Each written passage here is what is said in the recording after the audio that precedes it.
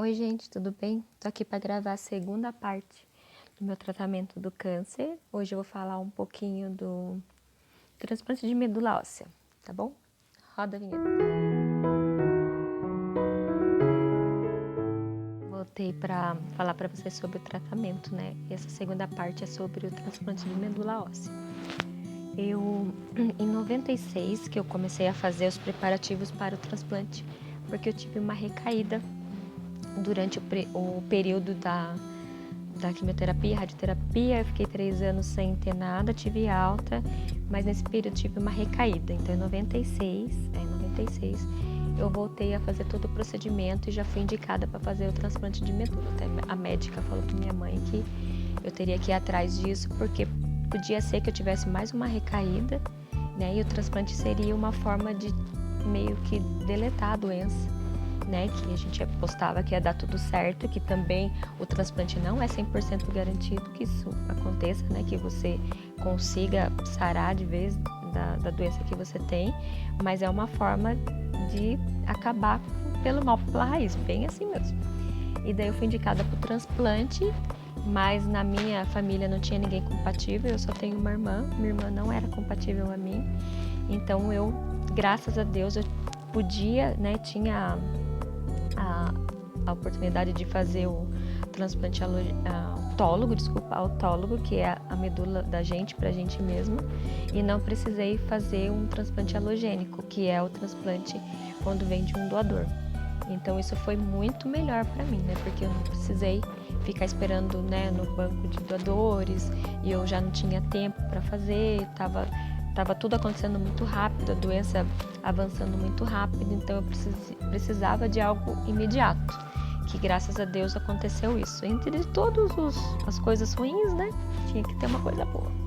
Mas, enfim, passei por vários exames, né, fizeram milhares de exames em mim e fazia uns exames meio loucos, assim, que tirava, chama mielograma, que tirava o sangue de dentro da medula. Esse era horrível, gente. Chegava a chorar no hospital quando eu fazia isso. Era muito dolorido, doía muito.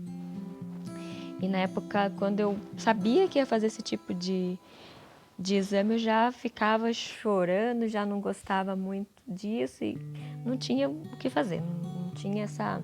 Eu não podia escolher, na verdade. Eu tinha que aceitar, né? Isso ia me ajudar de certa forma, né? Porque ia ver como é que estava a minha medula, tudo. E eu fazia sempre os exames assim. Mas enfim, voltando ao transplante. Fiz o transplante no dia 7 de outubro e várias coisas aconteceram no decorrer. No dia eu não lembro muito bem, faz um tempinho, e no dia mesmo eu fiquei, eu não sei se isso acontece com todo mundo, mas eu fiquei, parece que eu tipo dei uma dormida assim, sabe, no tempo, e eu não consigo lembrar de várias coisas. Minha mãe falou pra mim que eu saí dando risada do hospital, que eu quase não dou risada, né? Eu saí dando risada do hospital, eu não tenho muita noção do que aconteceu.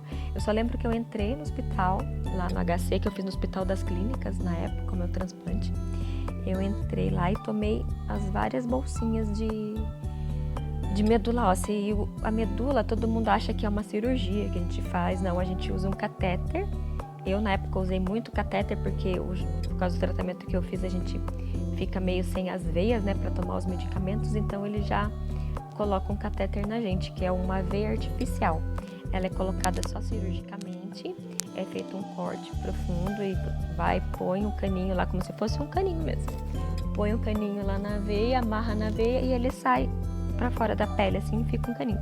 Ali você toma todo o medicamento. Isso daí é ótimo, porque não precisa ficar picando a gente. Nossa, isso daí é uma maravilha, muito bom. Mas dá muita bactéria, sempre. Eu usei, acho que uns 5 catéteres.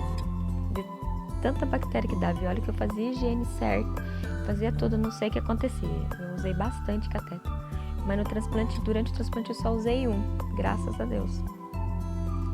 E ele me ajudou muito. Eu tinha 2 vias, então eu podia tomar vários medicamentos por ele. E aí fiz esse recebimento, que é tipo uma transfusão de sangue. Só que o sangue, a medula, ela não é vermelha igual o sangue, ela é meio laranjado, sabe? É um sangue meio aguado, assim, parece. Aí eu tomei, saí do hospital e fui para outro hospital que eu estava internada. Eu não estava internada no Hospital das Clínicas. Eu tinha que fazer esse trajeto do Hospital das Clínicas para outro hospital que eu estava, que era o Sepaco na época. Aí fiquei internada durante 30 dias. Nesse período eu tomei medicamento, eu sabia, tinha certeza na minha cabeça, ai que ingenuidade da pessoa, mas eu tinha certeza que meu cabelo não ia cair.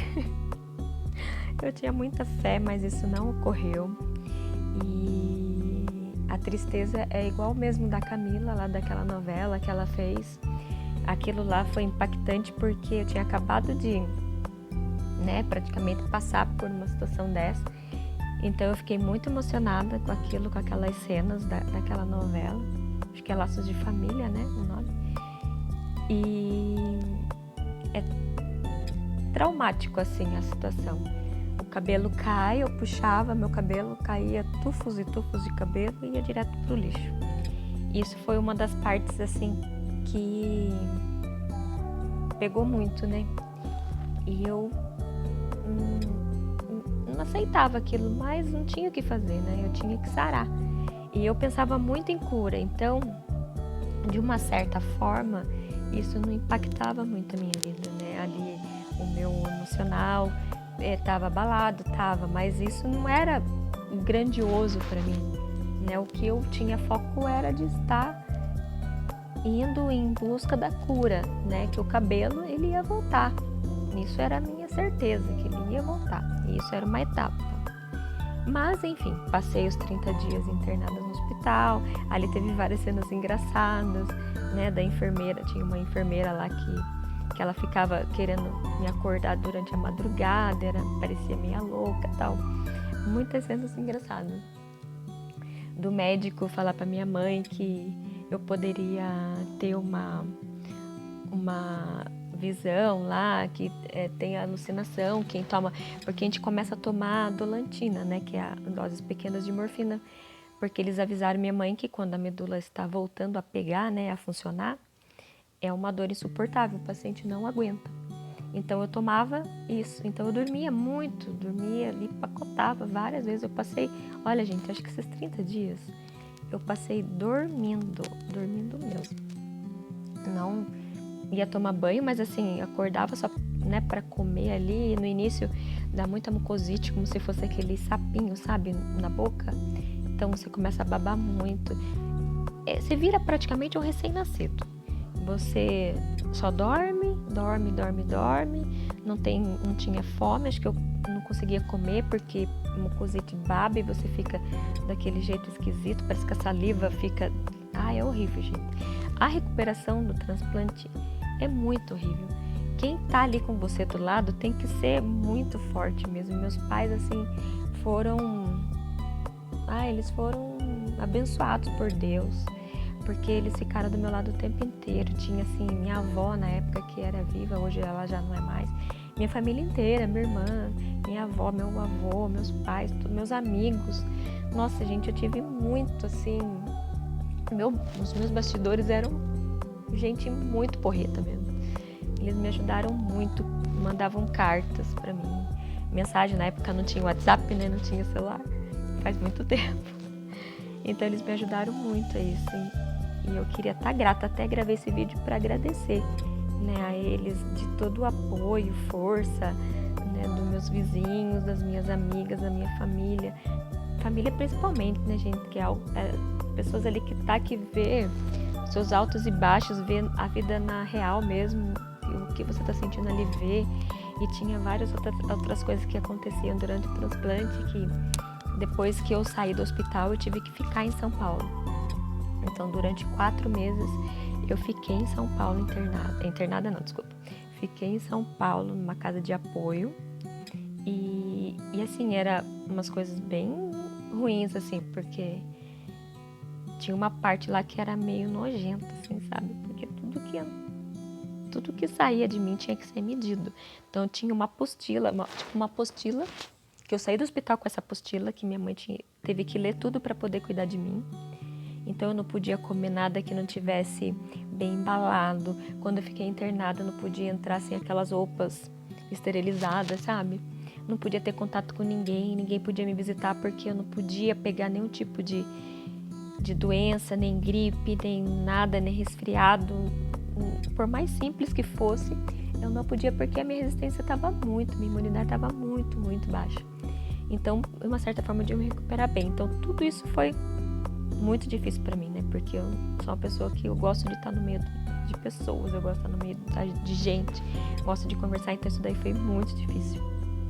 Uma fase muito dark na minha vida, mas que eu tenho que contar para vocês porque eu estou aqui, superei isso tudo.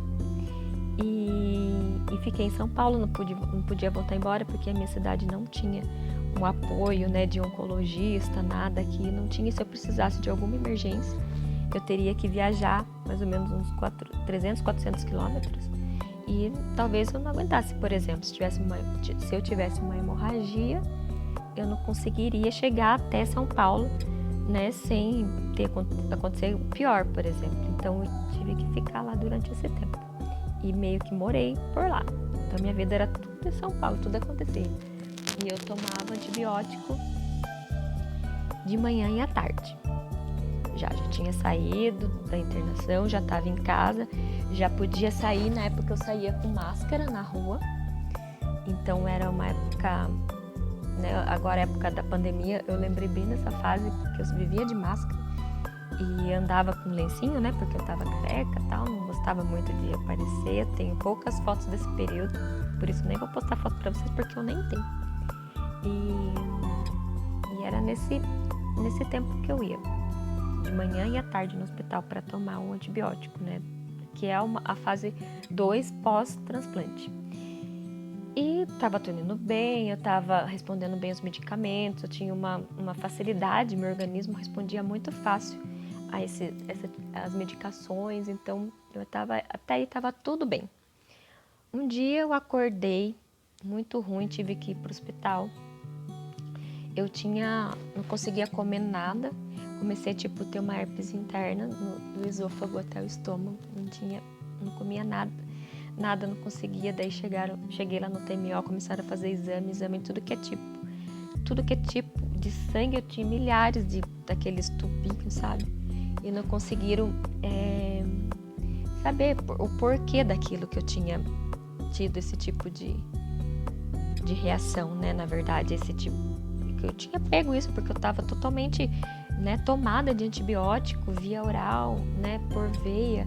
Então não teria que ter tido nada porque eu estava bem, né, protegida ali disso tudo.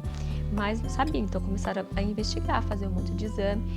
E nisso eu fui perdendo muito peso. Hoje eu peso aproximadamente uns 50 quilos mais ou menos, andei emagrecendo um pouquinho. Mas nessa época do transplante eu já estava magra, né, por estar passando por tudo isso, e o corpo, ele meio que dá uma fragilizada também, né? O corpo responde a qualquer situação que você esteja vivendo. E daí eu já estava magra por causa desse acontecido, de tudo essas, né, coisas que estavam acontecendo durante o transplante, do tratamento e tal. E eu comecei a pesar 34 quilos. Eu virei um esqueleto ambulante, é verdade, gente. Eu virei um esqueleto ambulante. Eu fiquei muito feia. E além de magra, né, passando por tudo isso, ainda preta, porque a quimioterapia forte que a gente toma chega a queimar a pele, então eu tava bem escura a minha pele, magra, careca. Nem parecia que era eu. Se vocês me vissem hoje e me vissem na rua antes, jamais vocês iam saber que era eu. Era muito feio mesmo. E eu tava passando por um momento muito difícil. E fizeram vários exames, nada detectava o que eu tinha. Nada. Não tinha medicamento que eu tomasse que passava, nada.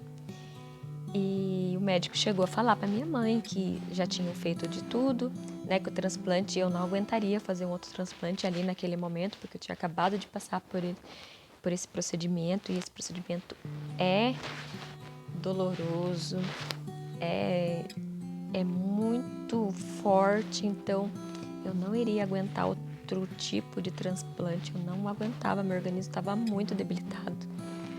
Então eu não ia aguentar. E se minha mãe acreditava em milagre. E minha mãe tinha uma fé inabalável. Meus pais sempre tiveram, né? Uma fé inabalável. E eu passei por isso. Eu ia para casa de apoio, voltava da casa de apoio e ia para o hospital. Então tudo isso. E eu magra daquele jeito, e feia, e a gente fica muito, né, sensível, e chorava dia e noite porque eu não tava bem, eu não aguentava andar, sabe? Eu ficava muito fraca. Mas é esse ponto que eu quero chegar do milagre. Tive um milagre, quer dizer, um milagre não, tive vários milagres durante toda a minha vida, mas esse foi o que deu assim, tipo, olha, Deus estava comigo mesmo. Foi o que eu acreditei que realmente Deus estava ali presente na minha vida. E foi tão assim, tão natural, uma coisa tão simples, né? De todo o processo que eu passei, de tudo que eu passei, isso tudo foi tão simples. E aconteceu assim, na casa de apoio tinha uma moça chamada Graça. Isso foi minha mãe que me contou, eu nem conhecia, porque eu nem andava muito na casa, porque eu estava fraca, debilitada. Então, essa moça andava com o filho dela que estava internado lá na época. Internado não, que estava na casa, mas fazia tratamento também. E daí, essa moça fez um chá. E minha mãe falou que ela usava esse chá toda noite, né? Ela tomava o filho dela também, era um chá de erva cedreira. E eu não estava comendo nada, porque eu estava debilitada muito, não aceitava. E aquilo tudo aqui na minha garganta doía, ardia na hora que eu comia qualquer coisa, não aguentava. E aí ela falou pra minha mãe, por que você não dá esse chá pra Carol? É natural, é um chá. Se bem não fizer, mal também não vai ter nenhum problema. Minha mãe ficou com medo, porque eu estava, né, repleta de medicamentos, né? E ela não queria atrapalhar o tratamento, porque ela estava com medo também, né? E daí ela falou assim, não, Marlene, é natural, né? Vai ajudar um pouco a Carol. E é bom que ela acalma, isso daqui é calmante também, ela vai poder dormir melhor. E eu tomei o chá. Gente, quando eu tomei o chá, limpou assim a minha garganta, sabe? Limpou aquilo tudo, parecia que eu tinha engolido assim uma bola, um negócio estranho. Até falei pra minha mãe, nossa, eu engoli o negócio. Minha mãe, credo, né? Pare de tomar. Aí voltando, né, no negócio lá do chá, minha mãe deu, e aí eu fiquei com aquela sensação que tinha engolido algo mesmo diferente. Aí fui pro hospital no outro dia de manhã, e, gente, não tinha nada mais, nada. Então isso foi um dos milagres que aconteceram pra mim, né? Porque eu já tinha milagre de vida do começo do tratamento, que graças a Deus eu consegui vencer, que Deus me curou. Na segunda vez que Deus deu todo o apoio, né? Selecionou médico, enfermeiros, tudo. Foi um montante assim de coisas que eu não tenho nem como agradecer para tanto que todo mundo me ajudou durante esse período. Então sou muito grata por isso, que essas pessoas, né, possam, sei lá, tá vendo esse vídeo, né, que lembrem de mim durante esse período. Sou muito grata a eles, que eles me ajudaram muito, porque se não fossem toda essa equipe, né, e essa estrutura, eu não estaria hoje aqui falando com vocês. Mas meu vídeo é, igual eu falei, de vitória, né, eu quero que vocês vejam e mostrem para alguém que tá passando por isso, né, para ver que tudo tem um fim, né? A gente passa por certas coisas, mas a gente precisa ter fé que tudo vai acabar bem, fé que tudo vai mudar, que a gente vai viver depois melhor. Lógico, eu fiquei com umas sequelas, mas nada supera, assim, essas coisas não dá nem para comparar ao quão grande o milagre eu recebi de Deus durante esse período de tratamento. Então eu espero que vocês, né, se espelham, vocês que estejam passando por isso, né, da minha vida, da minha superação, da minha vitória durante esse período ruim da minha vida, e passem para alguém que está passando por isso, nessa situação, alguém que não acredita, que está desmotivado, né, mostre para eles, fala, olha, isso é uma fase e essa fase vai passar, é isso que a gente tem que acreditar. que é uma fase ruim, mas que ela vai passar assim como todas as outras fases da nossa vida. Nossa vida é feita de fases. Então, são fases boas, passam, as más também passam. E hoje eu sou uma pessoa normal, né? Teve todo esse período de pandemia, tudo. Eu tenho uma saúde de ferro hoje, muito mais saúde do que eu tinha antes, né? Hoje eu sou forte, eu vivo normal, como uma pessoa normal, não preciso tomar medicamento nenhum, não fiquei com nada assim que pudesse atrapalhar de trabalhar, de passear, de viajar, de fazer alguma coisa do que eu goste, assim, não me prendeu a nada, né? Então foi duro, foi complicado, foi difícil, foi um período muito ruim da minha vida, mas passou, né? Passou, graças a Deus eu passei minha fase ruim, vitória, né? E isso eu sou muito grata a Deus, a minha família inteira, que se não fosse por eles, eu hoje não estaria aqui, não seria essa pessoa que eu sou hoje. Espero que vocês curtam meu canal. Demorei um pouquinho para voltar, mas agora eu vou começar a postar os vídeos novamente para vocês, tá bom? Essa é a parte 2 do transplante. Eu tava devendo esse vídeo, tava meio deixando de lado esse pedacinho ruim que eu às vezes não gosto muito de lembrar, mas que eu precisava falar, que tava assim no meu coração, que eu precisava passar isso para vocês, uma forma de testemunhar a minha vida, né? Testemunhar o milagre que Deus me deu, tá bom? Espero que vocês gostem muito. Se inscrevam no meu canal, curtem lá, dá o joinha, me ajuda a crescer também. Até mais, gente. Tchau.